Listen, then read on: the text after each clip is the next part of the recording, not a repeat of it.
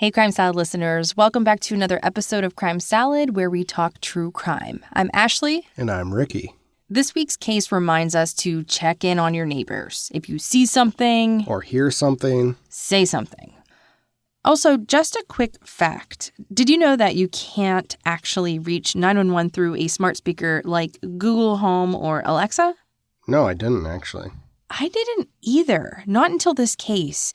So the only thing that you can do is set up an emergency contact like a friend or a relative, but to call 911, it's just not regulated, being that police would not have the location data and a callback number. So that's kind of interesting because you think that they just would have that. Right. I guess if you really wanted to, there's a device that you can connect to the Amazon smart speaker called Echo Connect, but I believe that there's a monthly fee. So if you really need to call 911, just stick to the old-fashioned way of dialing the digits. I also don't want to leave out that May is Mental Health Awareness Month. It's also my birthday. It is, birth month. Birth month. So guys, don't struggle in silence. Take care of your well-being. Get on that journey to a healthier mind because you deserve it.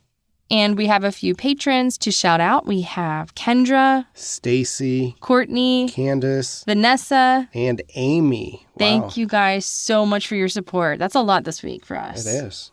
Also, if you're enjoying our show, make sure you review us on Apple. Yeah, leave us a 5-star review. We would really appreciate it. It really helps our show grow. Definitely. And if you're not subscribed, make sure you also subscribe. Yeah. Doesn't seem like it matters, but it does. I guess it does. There's so many different things. I don't know like how it works, but it seems the algorithm. Like it does. No one understands the algorithm. We used to not understand the cloud, but now we don't understand the algorithm. Interesting. Anyway, let's jump into this week's episode.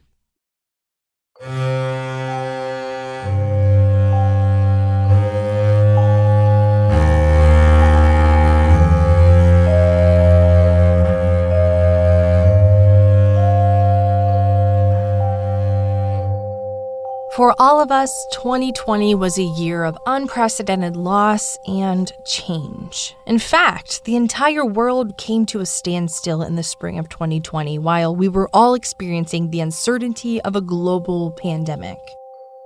However, for one man, it was the year his life and his mind began to unravel. David Anthony wasn't coping well with the loss of his 9-year relationship and 5-year marriage to his wife, Gretchen Anthony. In the past, David had always struggled with depression and, according to his family, had an undiagnosed bipolar condition. Throughout his life, he had minor brushes with the law and short periods of manic behavior. It's possible many of those events were due to his unmanaged stress and anxiety. Because in the almost 10 years he spent with Gretchen Anthony, he mostly thrived and flourished. Gretchen provided David with unconditional love, but most importantly, she provided him with stability, which was something he lacked throughout his tumultuous childhood peppered with domestic violence. So when Gretchen asked him to move out in December of 2019, David began to lose his grasp on his humanity. Gretchen regrettably explained to his family that while she cared for David and loved him, she was no longer in love with him. She couldn't cope with his periods of self-destructiveness, his jealousy, or his bouts of rage. With a 12-year-old daughter to think about, Gretchen knew she had to make the difficult decision to end her marriage. She hoped it would be the wake-up call that David needed to finally get his life together. She texted her friend and boss, Dawn Paris, and told her, "I wish him well and hope he learns how to deal with his mental health issues. I feel bad that I couldn't help, but I think he needs to learn how to love himself before he can love anyone, something he might not experience in his lifetime." Around the same time period, she texted another friend, telling her that I gleaned a hint of that crazy look in his eyes. Whenever he behaved erratically, Gretchen would lock herself safely in her room for the night, waiting for his anger to dissipate. In December, before he moved out, she texted her friend Dawn again. "I'm watching him on the cameras and waiting for him to go to bed. Then I'll go downstairs and get a knife to put under the pillow, just in case, and hopefully get some sleep. Out of fear, Gretchen had placed cameras throughout her home, including her outdoor patio and inside her garage. David's unpredictable and erratic behavior after asking him to move out was growing increasingly disturbing. In the past, Gretchen and David had briefly separated a few times, only to get back together again. One of those times was in 2018 when David began experiencing another period of mania. At the time, David was convinced the world was ending and only he was able to pick up on the signs that others were ignoring. So he packed up his truck with bags of rice, tools, and 10 pairs of shoes with plans to drive into the jungle and avoid the impending Armageddon. He and Gretchen had earlier in their relationship visited a resort in the jungle of Costa Rica. To David, Costa Rica became his backup plan in the event Armageddon were to materialize. The final straw for Gretchen was Christmas of 2019, when David became protective about his backpack. Out of intuition, Gretchen went through the backpack and found her wedding ring, her passport, her driver's license, her credit cards, and some cash. That is when Gretchen began to fear her husband, and with a good cause, because what was to come was straight out of her worst nightmares.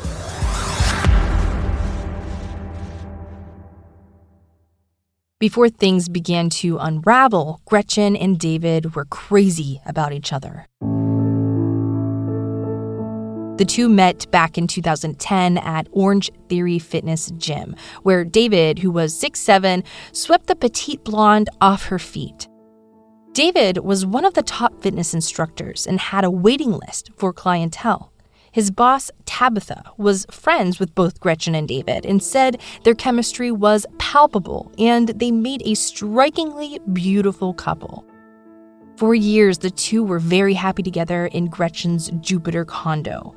After a short engagement, they got married in Las Vegas by an Elvis impersonator.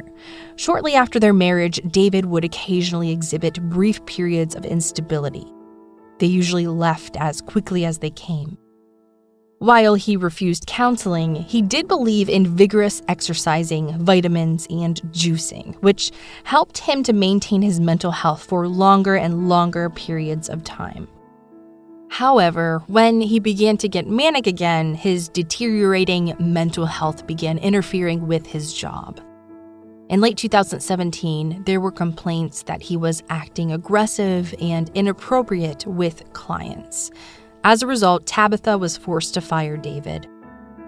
During that time, David began working with Gretchen at Viking Electric, but missed working as a personal trainer. At times, David could be extremely manipulative and relentless when he wanted something, and he wanted his old job back.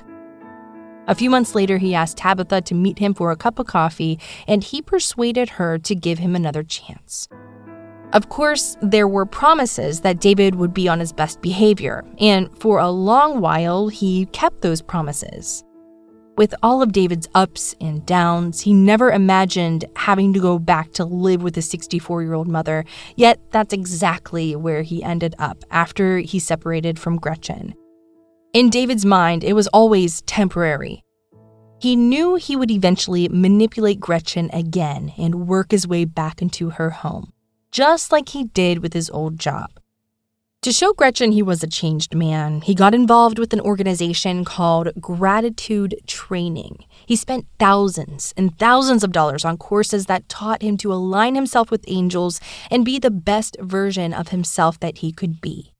They would require members to do group activities where they would put themselves in uncomfortable situations in order to show growth and determination. Its detractors and some former members have alleged that Gratitude Training was actually a sex cult. But to David, it was transformative. After graduating from the program, he felt invincible and like he was ready to step back into his old life. And by old life, we mean way before he met Gretchen. When David was 34, he dated a 22-year-old woman whom he tried to control with his jealousy and manipulative personality.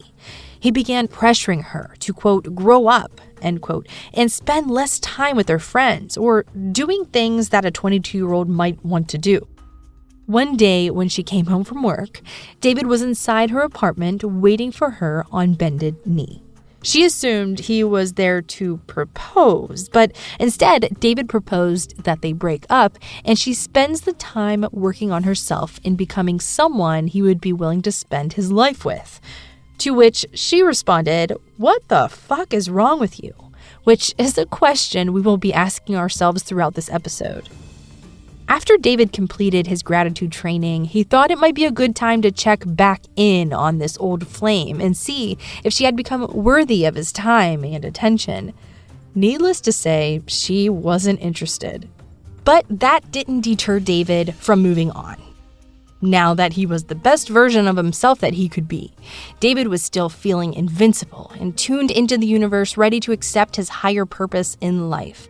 His new abilities and mental clarity happened to coincide with talk of a new upper respiratory virus that was reaching epidemic levels we know as COVID-19. This sparked new thoughts of impending Armageddon. David began talking to Gretchen, his family, his friends, and even strangers about these new signs of the apocalypse. The United States was going to go under martial law and be governed by dictators in a globalist plot to take over the world. He also realized that this would be the perfect opportunity to seek revenge against his soon-to-be ex-wife for the crime of rejecting him.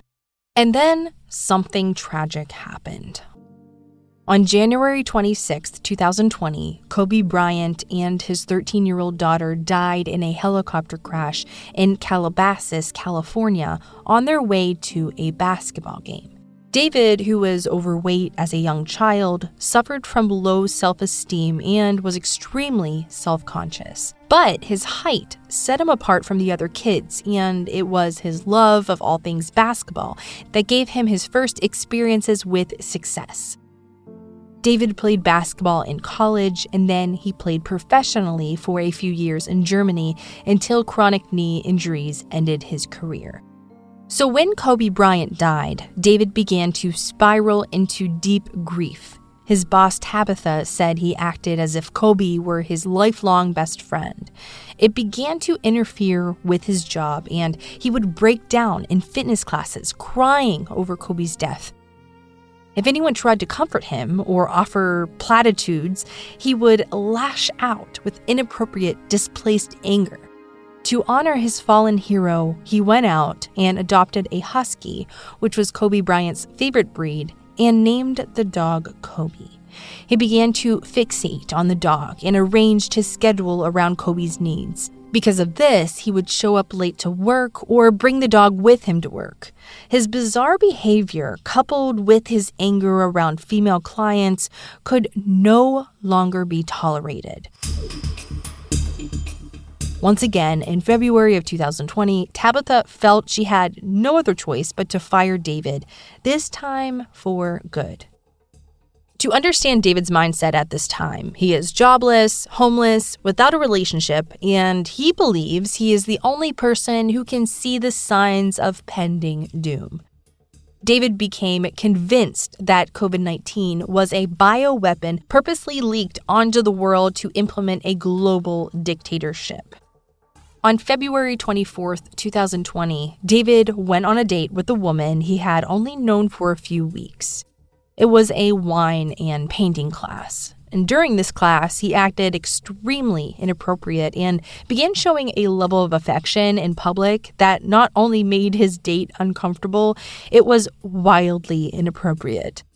When he took his date back to her place, he began unpacking his belongings into her apartment, including boxes of canned food he had taken from his mother's house. She immediately demanded he leave. Only when she threatened to call the police did he take his belongings and go. After this rejection, he headed over to Gretchen's condo and began banging on her windows and doors, asking to be let in. Eventually, she relented and allowed him to come inside so he would stop making noise.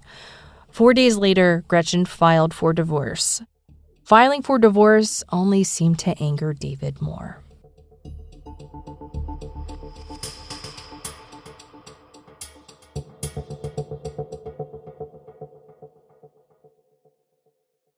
On March 14th, David packed up all of his things, his dog Kobe, and told his family he was heading to Costa Rica before they shut down the state. He told everyone who refused to go with him that they didn't know how bad it was about to get. They would all be forced to stay inside for a decade, and the world would never again be the way it was. But he didn't just take his things with him. He also stole some things from his mother's ex-boyfriend who still lived with her. He took a bike, some tools, a crowbar, a rake, and a shovel. The next day, his mother was so angry with him that she threatened to call the police if he didn't return the stolen property. Instead, she shut off his phone. That means that David's phone now only worked when it was hooked up to Wi-Fi. David was at an outdoor cafe in Riviera Beach, using their Wi-Fi and talking to young teenage girls in a bizarre manner. That's when police arrived and followed him back to his car. One of the officers noticed that David had altered his license plate with black duct tape that changed some of the numbers and letters. It's possible he did these things to avoid being pulled over for the stolen items, but it's also possible that he had other plans that would cause him to want to disguise his car. Possibly nefarious plans. At first, David was cooperative with police, when suddenly he lunged into his car, reaching under the passenger seat. Under the seat, the police found a large boning knife. However, David insisted that he was merely heading to the car to roll down the windows for his dog Kobe. Because of those actions, David was arrested for resisting arrest with violence against a police officer. Kobe was transported to an animal shelter, and David went to Palm Beach County Jail, where his bail was set at $3,000. Once in jail, David was livid his family wasn't doing more to get him out of there. His mother knew he was in a manic state and was doing everything possible to keep him from going to Costa Rica. She thought leaving him in jail for a few days would be a good idea, while he calmed down and came out of his manic state. Both David's brother and sister made up excuses about why they couldn't get him out of jail. And I told him, I was like, I knew I was going to be here a while. I just wanted to get some air for my dog because Kobe was in the vehicle. I was just going to roll down the windows a little bit. But, they made up something about the charge is resisting arrest with violence. And that's what I see online, but it's like, I already found out where they got your truck impounded, but they won't let me pay to get it out. They're telling me that they're holding your truck for investigation, and I've been through the fucking ringer with them. Mom's calling, I guess whoever the officer was that, locked you up or whatever. She's trying to get a hold of him to see why are they holding your truck. They won't let us even, because what our thing is, we want to get your truck out so you don't have all these fines. You know what I mean? Yeah, I just don't think they can release it. That's why I have to get out. Got you. You know what I'm saying? That's why I have to get out. So no, I got you. So I was gonna say, but my thing right now, I've been looking every so often, like they're not holding you to charge you for other shit, right? You just got resisting. No, that's it. No, there's nothing else they can. No, they've already searched the vehicle, man. They've already searched the vehicle. So they're just bullshitting then. Yeah, they're not gonna release the vehicle unless I'm there. That's so annoying.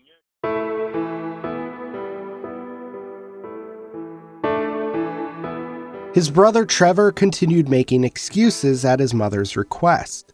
They were hoping the delay would prevent him from going to Costa Rica and would give him time to calm down. He was anything but calm.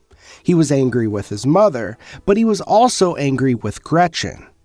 She was the only other person besides David who could show legal ownership of Kobe and get him out of the shelter. Her refusal to help made him livid. During one of his jail phone calls to his friend Eric, he told him he was going to Costa Rica because of the 5G rollout and a prophecy about COVID and the impending chaos. He told Eric that he had met a woman he liked and was hoping she would leave with him to go off-grid and live in the jungle. But first, he had an old score to settle and funds to obtain. David's anger with Gretchen only exacerbated while he was behind bars. David may have thought with Gretchen gone, her assets would become his assets, and her bank accounts would become his bank accounts. He needed money to start this new life. Eventually, David did manage to get himself out of jail, but his mom did help by bailing Kobe from the animal shelter.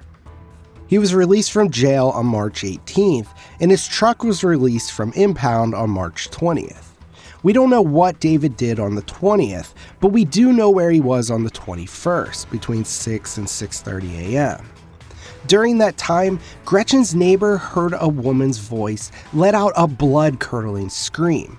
It said, "No, no, it hurts." Because on Saturday morning, I guess it was Saturday because of the pictures, but I heard, I was asleep upstairs in my room, and I heard a really serious woman scream, just screaming, like she was being attacked, but she wasn't saying help, she wasn't saying anything like that, and I thought maybe it's kids in the neighborhood or something.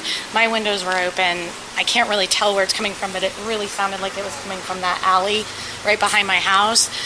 So that alley would be behind 1302 house, yeah. Sunshine Drive. Mm-hmm, okay. Absolutely. And then I was ignoring it, like maybe it was just kids or something, and then it didn't stop, and then I heard her scream, "No," and then I heard something about "it hurts, stop it," and then I got up and came outside and walked down the alley, and then saw a truck backed in that I didn't recognize. It was backed in a couple doors down. Like, it just sounded like it was coming from here, and I went and just waited outside. I was outside for about 15 minutes. I didn't hear anything else. The truck was running. There wasn't anybody in it. Took pictures of the truck just in case. The scream was really serious. And then, and I didn't call the police. And then I went back inside, and then later in the morning, I saw the same truck parked on Mallory outside my neighbor's house, and I was able to get I just took a picture of it. I just took a picture of the license plate just in case something had happened. Okay. So then when we saw you guys out here, somebody was out here yesterday, somebody was out here today, and I assumed I had to do something with that. So that's why I came out to tell you guys. Gretchen's neighbor was so upset over the scream that she began walking outside trying to determine where it came from. All she noticed was a black truck with its engine running, parked in Gretchen's driveway. It gave her a really bad feeling, and she took a picture. She still wasn't sure where the scream had emanated from.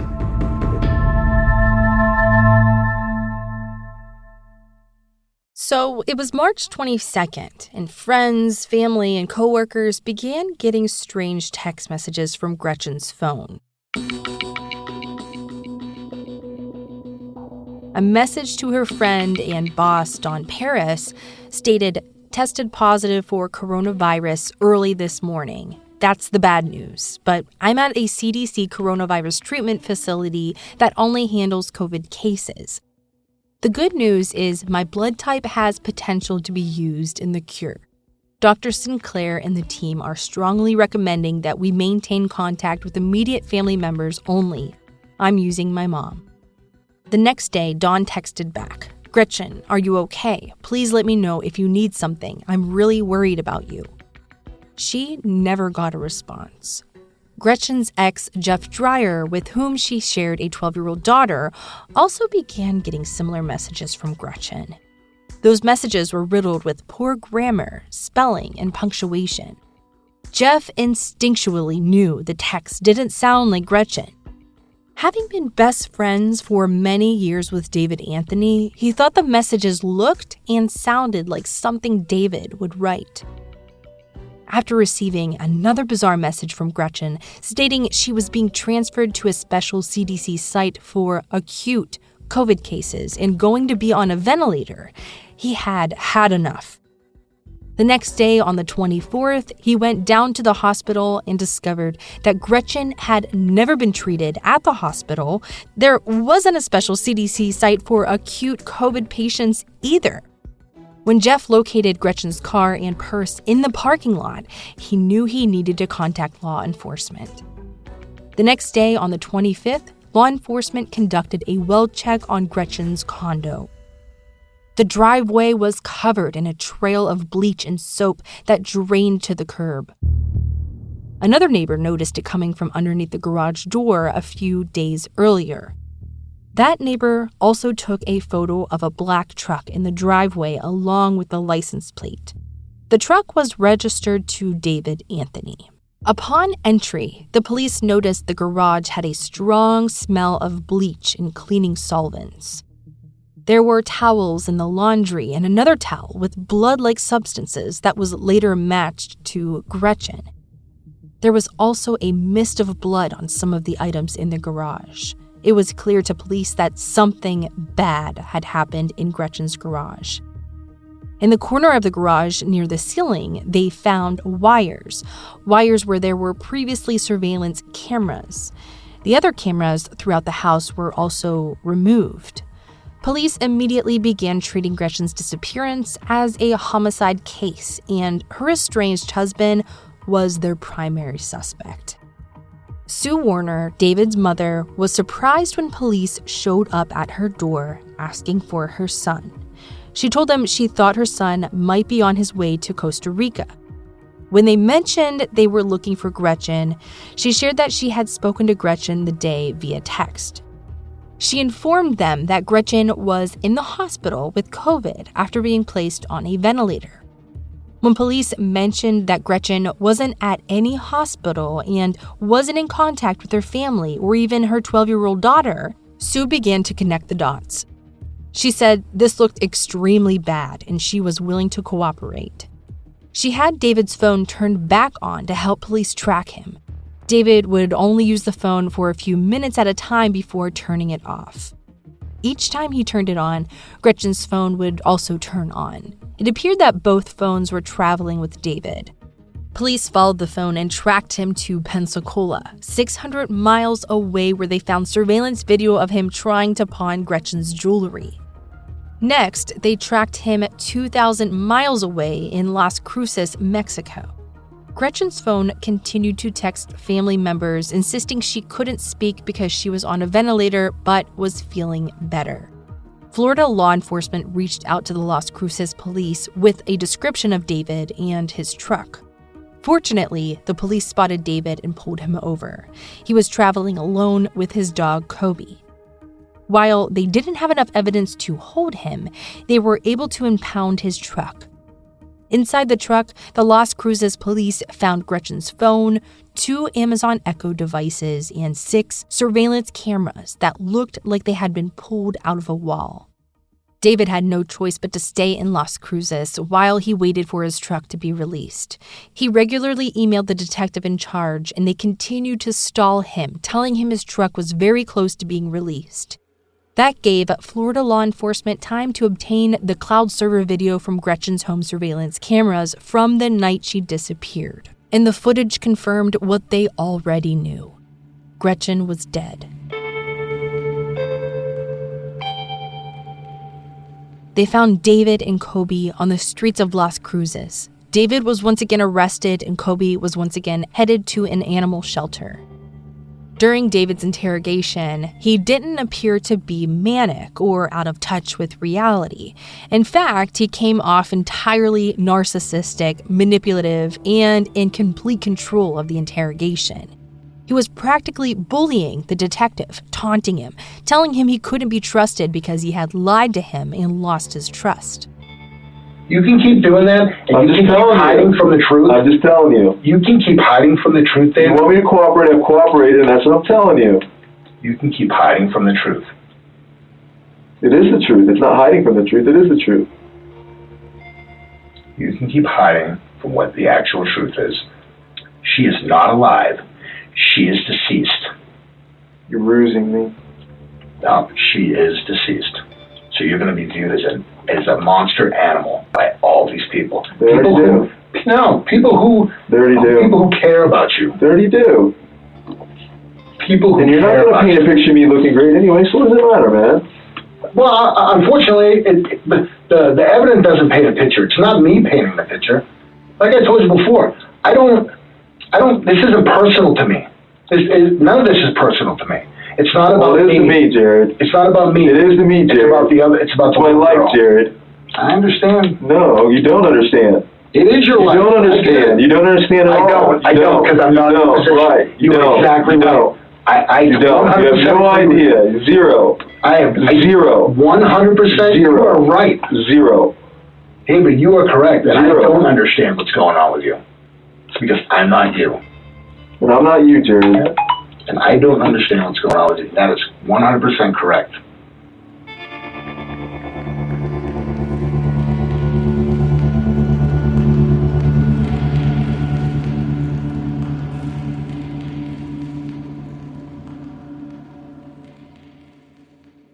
Police tried to appeal to David's emotional side, except David didn't have one.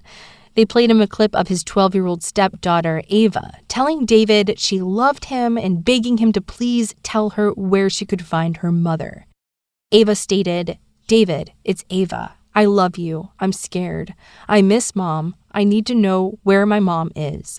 Please do the right thing and tell me where my mom is. Please, I love you." At first, David was unmoved, but then he just refused to believe it was Ava. He continued gaslighting detectives, telling them the opposite of what they were showing him wasn't true. They showed David a photo of himself reaching up to a camera in Gretchen's garage wearing green gloves. In the background of the shot was a woman on the floor covered in blood. In fact, her hair looked red instead of blonde. David insisted those photos could have been doctored, and Gretchen was 100% alive. He would repeatedly interrupt the officers, demanding they call a family member of his to help get Kobe back to Florida. Police told him that his family members refused to help with the dog unless he told them where to find Gretchen. Again, David called them liars. He still believed that he could talk his way out of this predicament. He told them all of their evidence was meaningless. The video of him leaving Gretchen's car at Jupiter Hospital was at Gretchen's request. Likewise, with the jewelry he pawned in Pensacola, that was also Gretchen's request. He did, however, finally admit that she never had COVID and was trying to buy time from the people who were after her. He told an elaborate tale that Gretchen was a whistleblower and had uncovered financial misconduct where she worked at Viking Electric. He told them that the conspiracy ran deep and even the police could be involved, and he would never risk Gretchen's safety by telling them where they could find her. He told them that she asked for a ride to El Paso, and that's where he last saw her. Police were getting frustrated and told him what they saw on surveillance cameras, believing that would get him to finally confess. They told him that they saw him waiting on Gretchen's patio. They heard Gretchen ask him to leave through the door. She opened the door and asked him what he was doing. That is when he grabbed her and put his hand over her mouth while holding a knife. Detectives heard Gretchen scream, "No, no, help me, please stop, what are you doing?" David then dragged her towards the garage where she was heard on the video yelling, "Alexa, turn on the garage light." When the lights came on, she screamed, "Alexa, call 911. The only problem was Alexa hadn't been hooked up to the 911 system. Maybe Gretchen knew that, and she was only trying to scare David into thinking that the police were coming and leaving. But that didn't happen. She screamed, "Alexa, call 911 one more time, but this time her voice was fading. Her very last words were to Alexa, again, pleading for the device to call for help. After Gretchen went silent, the video showed David reaching up towards the camera and ripping it from the wall. Despite the dispositive evidence, David refused to admit that Gretchen was dead at his own hands. He delusionally thought that as long as they couldn't find a body, they couldn't charge him with murder. He was wrong, of course. On May 14, 2020, David was extradited back to Palm Beach jail, where he stayed while still believing he would eventually be let out. He was angry with his family for allowing his dog Kobe to be adopted by another family in New Mexico. He was truly alone. Finally, in December 2020, David did what David does best. He asked for mercy for himself. He made a deal on his own behalf, offering to tell Gretchen's family where they could find her body in exchange for a reduction in charges and the death penalty taken off the table. Authorities found Gretchen buried just 3 miles from her home, wrapped in a blanket from her own bed. She was buried in a shallow grave in a wooded area behind a Walmart and a nursing home. Her cause of death was stab wounds to her neck and torso. In exchange for Gretchen's body, David was charged with second-degree murder with a sentence of 38 years behind bars. At his sentencing hearing, Gretchen's sister Sarah Carey spoke directly to David. She told him, "You are pure evil. You stole a mother away from her child, a daughter away from her mother. You are a monster. You are a coward, and you will never be forgiven." Of course, David wasn't going to allow anyone but himself to have the last word. He read his statement to the court, which stated, "There is no excuse for what I have done. I disgraced my family and brought shame upon my name. Gretchen brought light into this dark world. Instead of being a man, I tried to be a coward. I can't give her life back. I can't fix this." What do you say in a situation like this? When will the pain end, knowing that I'm the cause of it? Coming from me, what words can console a family who has lost someone so dear, so tragically? I created irreparable damage in the world of people who loved me. Gretchen loved me, Ava loved me, and Gretchen's family loved me, and I showed that love with a cold-hearted, evil act. I know I am hated beyond words, and some have called for my death, and I can't really argue against that. All I can offer is acknowledgement of my actions and pray for forgiveness for my loss of self-control, and for allowing my paranoia and addiction to drive this heinous act. My delusions saw the COVID-19 pandemic as an end of the world prophecy. Each day I am reminded of Gretchen.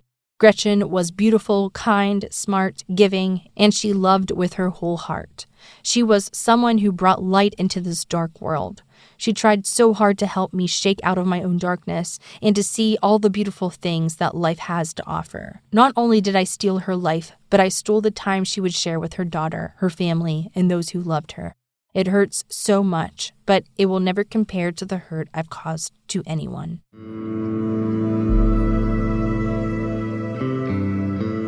David couldn't really take the blame. He blamed COVID and his paranoia, which he claimed was caused by his addiction to marijuana, and his untreated mental health issues, which he insinuated were the fault of his family. Gretchen's family believes his actions were in retaliation against Gretchen for rejecting him and having the audacity to leave him. Many people live with bipolar disorder, even untreated, and they don't kill people. Maybe David was being sincere, or maybe this was just more manipulation by a narcissist who didn't get his way and chose to use COVID as a cover-up, while he took the life of a beautiful mother, daughter, sister, and friend from those who loved her most. And that is our episode for this week. We would love to know your thoughts on this case. Please comment on our Instagram account or on Twitter.